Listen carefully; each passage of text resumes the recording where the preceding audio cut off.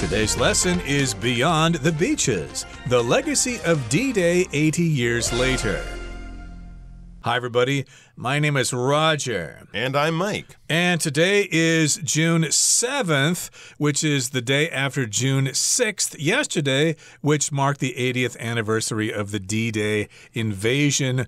And we began to talk about this topic in our last program, and we talked about the Allied forces and their secret plan, and they wanted to get a base in Europe to start pushing the Germans back into Germany and eventually defeat them. And we also talked about some of the conditions on the day of the invasion. Yes, indeed. It was a stormy day that day, but the weather was actually better than it had been for weeks, and it was not going to get any better later. So they decided to go on June 6th. And of course, they also had to make sure that the moon was right. They needed a full moon. They had to make sure the tides were right. They needed high tides to carry a lot of the landing soldiers past the beach defenses and get them closer to the shore. And so this was basically the day that they decided to go on. Now, we've learned a little bit so far about the early phases of D-Day. Let's get into today's article and learn how the rest of the day went. The fighting on June 6th was chaotic and came at a terrible cost. Around 10,000 Allied soldiers were either killed, wounded, or went missing on that first day. To make matters worse, the Allied forces had failed to achieve any of their goals. Despite this, the soldiers did not give up. Slowly but surely, they gained more ground, first conquering the beaches, then beginning to advance inland.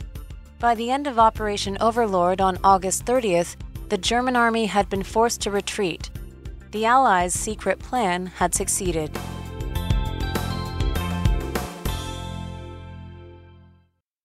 大家好，第一部分我们来看到形容词 chaotic， 意思是混乱的。例如 The town streets were chaotic during the carnival celebration. 嘉年华庆典期间，小镇街上乱哄哄的。又或者说 Holly hates living in the chaotic environment of the big city. Holly 讨厌住在大城市里混乱的环境。接下来介绍片语 to make matters worse， 表示更糟的事或是更严重的事。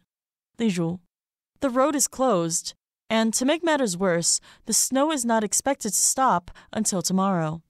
道路被封锁了，更糟的是，这场雪预计到明天都不会停。或者 I wasn't wearing a coat on the cold day, and to make matters worse, it began to rain. 天冷时我没有穿外套，更糟的是，开始下起雨来了。下一个一样是片语 slowly but surely， 它指的是缓慢但确实的。举例来说 The progress of metro construction is going slowly but surely.It can definitely be completed by the end of the year. 地铁建设的进展缓慢但稳定，它肯定可以在年底完工。又或者说 With regular exercise and a healthy diet, you will slowly but surely become stronger and more energetic. 有了规律运动与健康饮食，你将会稳扎稳打地变得更强壮且更有活力。再来看到动词 conquer， 表示占领、征服、攻克或是克服。例如 The emperor conquered many places during his reign. 那位皇帝在统治期间攻占了许多地方。又或者说 Victor wants to conquer his shyness so that he can have more friends. Victor 想要克服自己的害羞，以便拥有更多朋友。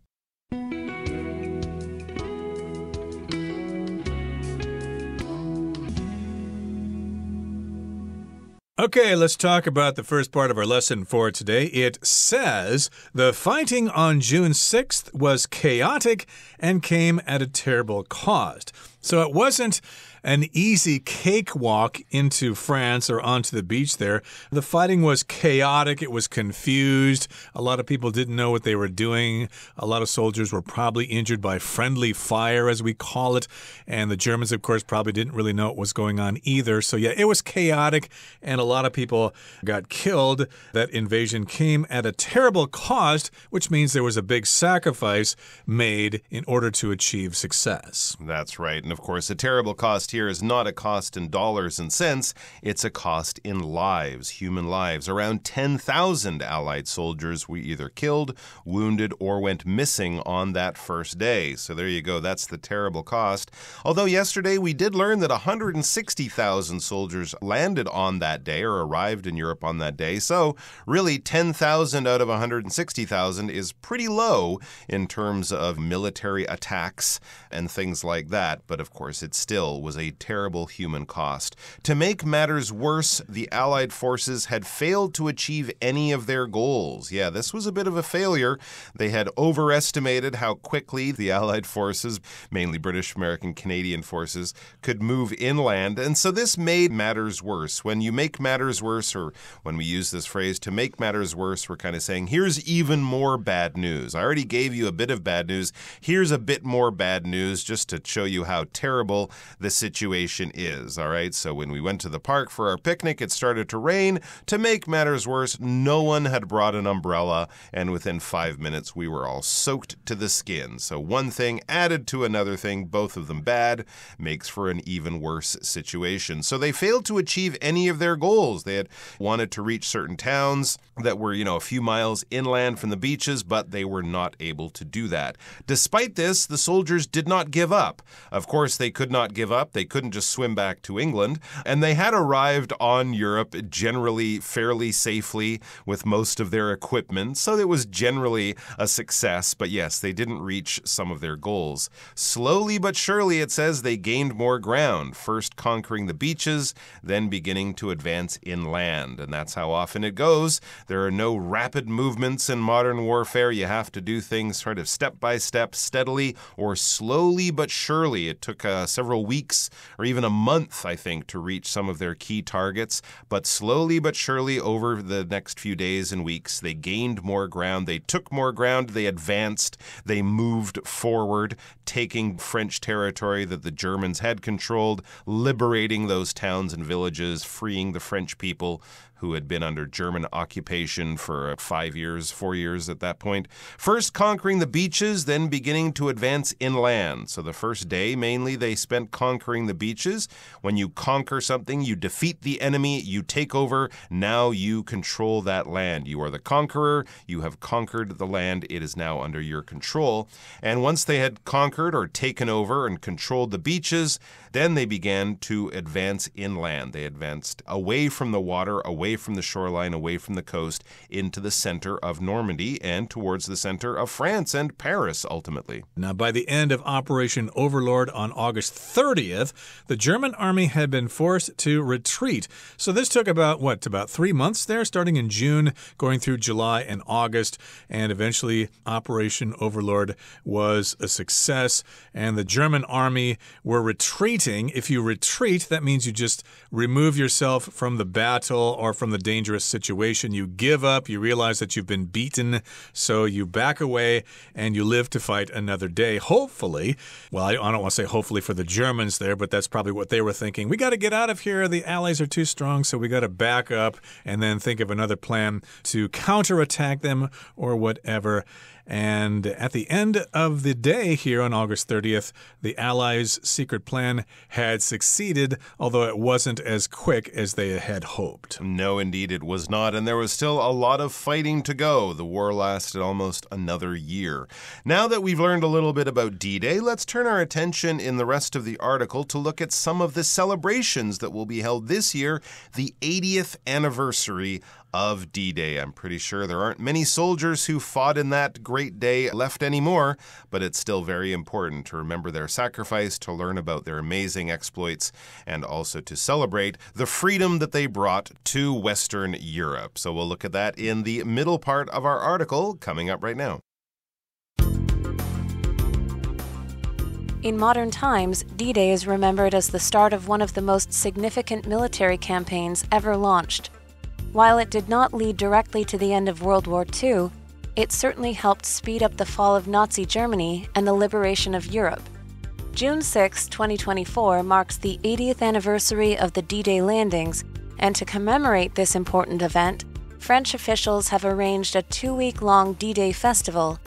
In addition to art exhibitions and public ceremonies, thousands will visit Normandy's huge war cemeteries to pay their respects. 第二部分介绍 liberation， 这个名词指的是解放或是解脱。例如 The dog wagged its tail happily upon its liberation from the cage. 那只狗从笼子里被放出来后，高兴地摇着尾巴。或是 For most students, summer vacation is a kind of temporary liberation. 对大多数学生来说，暑假是一种暂时的解脱。接下来我们看到名词 anniversary， 它的意思是周年纪念日。举例来说 For the store's 10th anniversary, it had a party and a big sale. 为了纪念开幕10周年，那间店举办了一场派对和大拍卖。或者 My parents celebrated their 30th wedding anniversary by going on a trip to Paris together. 我爸妈同游巴黎，以庆祝他们结婚30周年纪念。下一个是 commemorate 这个单字，它是动词，有纪念或是缅怀的意思。可以说 The post office sometimes puts out new stamps to commemorate important events. 邮局有时会发行新邮票，以纪念重要事件。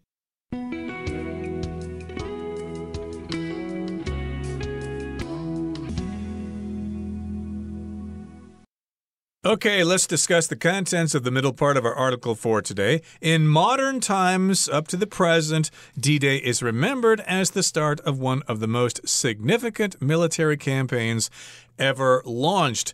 Now, most of us, if not all of us, are probably too young to remember World War II and the Normandy invasion and things like that, or the atomic bombs blowing up some cities in Japan and Japan eventually surrendering in Tokyo Harbor there. But we still want to remember this event of D-Day back in June of 1944. So we've got various celebrations, and those celebrations are designed or set up to remember those military campaigns, or at least that one particular military campaign called Operation Overlord.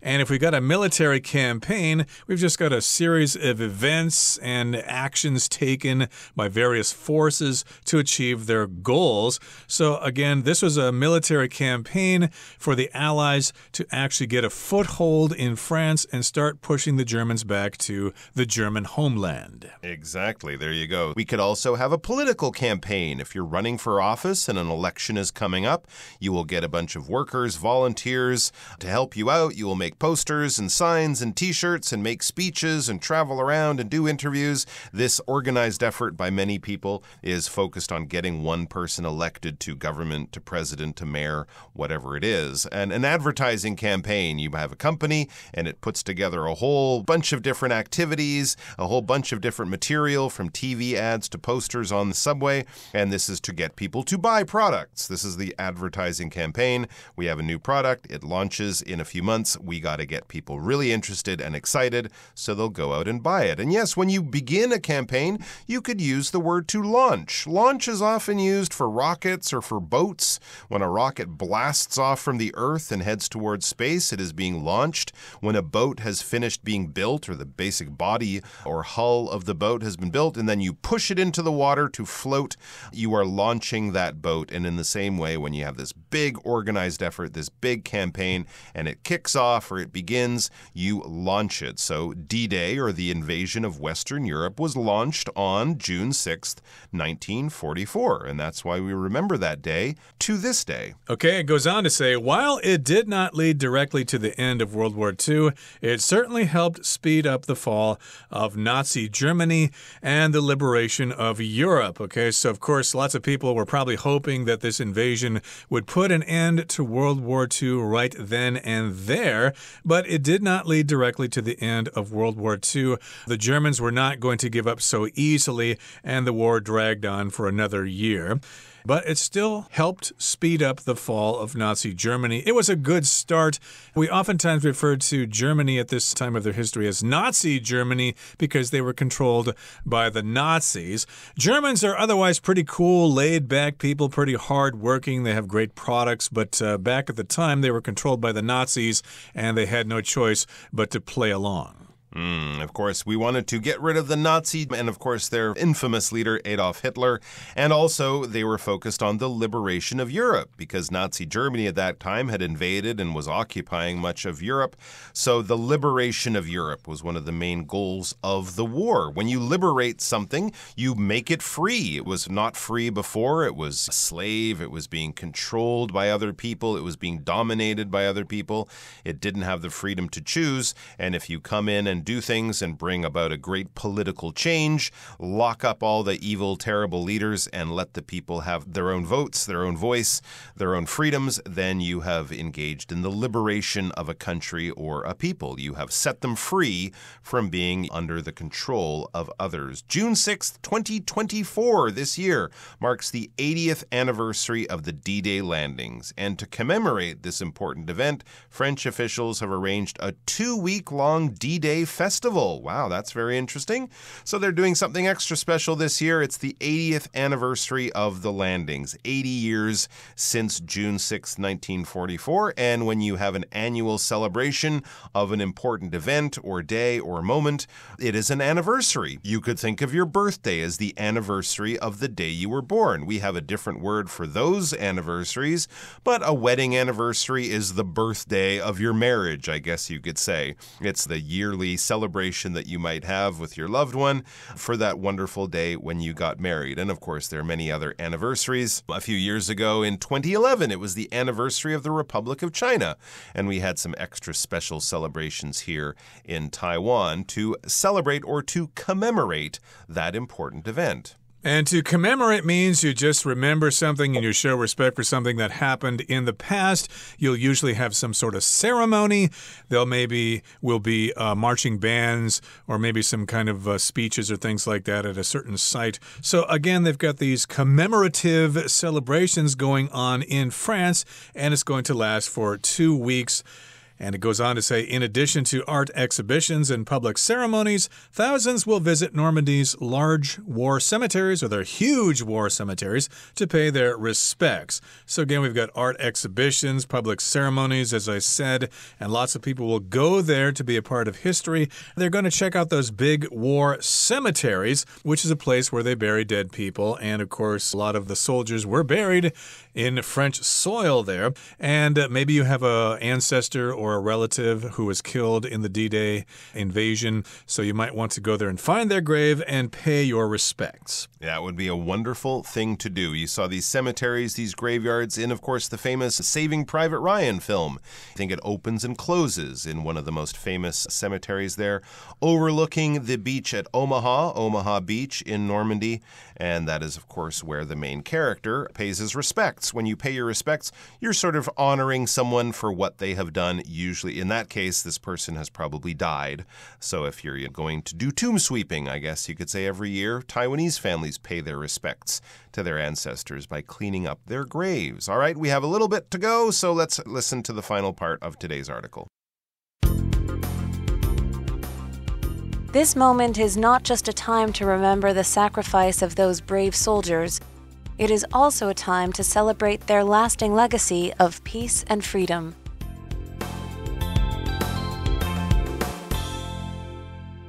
Okay, the final part is rather short, but let's cover it here. It says, this moment is not just a time to remember the sacrifice of those brave soldiers, it is also a time to celebrate their lasting legacy of peace and freedom. So here we've got that pattern, not only, but also. So yes, you can do one thing and you can do another thing as well. You can not only remember what those soldiers did and the sacrifice they made by giving their lives, or at least affecting their lives, but it's also a time to remember the lasting legacy of peace and freedom, and to maybe imagine what would have happened if they had not invaded, and if the Germans had won the war or the Japanese had won the war, what kind of lives we would have now. Maybe we take our current lives for granted. Okay, that brings us to the end of our discussion for today.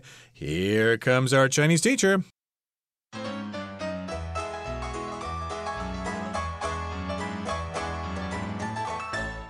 各位同学大家好，我是 Hanny。 我们来看今天的文法重点。课文第一部分有一句写到，他们缓慢而稳当地取得了更多的进展。首先攻克了海滩，接着开始向内陆前进。那文中是用到 they gained more ground 来表达他们取得了更多的进展。gain ground 是表达取得进展、取得优势。那其中这个 ground 是当名词来指优势或是有利条件。相对的说法是 lose ground， 表达失去优势、败退或是失手的意思。我们顺便来学几个跟 ground 有关的片语。第一个呢 stand one's ground 或者是 hold one's ground， 这个片语原本是军事用语，指说军队坚守阵地来对抗敌军，那也可以引申表达坚守立场或者是坚定不移的决心。好，第二个补充的是 break new ground。Break ground 原本是指破土动工，那常常会用到 break new ground 来表达开辟新的领域、开创新局、开先例或是有突破性的发展。好，那有一个相关的形容词是 groundbreaking， 则是表达开创性的、革新的。第三个补充的片语是 get off the ground， 它的字面意思是离开地面，有起飞的意思，那可以用来表达可能像事业活动等等开始进行、顺利开展或正在起步。我们可以用 something get off the ground 或者是 get something off the ground 来表达。好，另外文中有用到动词 conquer 来表达占领、征服。那我们来学习它的字首字根。好，首先看到 quest Q-U-E-S-T 或者是拼作 Q-U-E-R 或者是 Q-U-I 这一类的字根表示 seek 寻找、ask 询问、gain 获得。那么在 conquer 这个字当中，它的字首 con 表示完全或是做强调用。那字根 quer 它有寻求获得的语义，寻求获得某事物，对它有完全的掌控。用这样的方式，也许就可以联想到 conquer 它有征服、占领或是克服攻克的意思。我们也补充两个有这一类字根的单字。第一个是 inquire，它的字首 in 表示 into 进入，那么字根 quire 这部分表示询问、寻找。那进去里面询问，进入其中去寻找答案，这样应该很容易联想到 inquire， 它有询问、调查或是打听的语义。第二个补充的是 require， 它的字首 re 表示一再，那么字根 quire 表示求取，一再的求取应该很容易联想到 require， 它有要求或需要的意思。好，那以上见重点整理，我们回顾几个单字吧。Conquer。Hoping to end the war, the general developed a bold plan to conquer the enemy's capital. Retreat.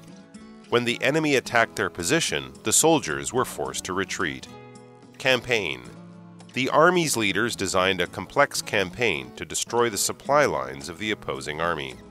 Launch. The president's decision to launch the strike alarmed other nations. Liberation. The liberation of the nation from the king's cruel rule made life easier for its people. Anniversary. Mr. and Mrs. Parker recently celebrated their wedding anniversary with a romantic dinner. Cemetery. Every year on Memorial Day, families gather at the cemetery to honor their loved ones who served in the military.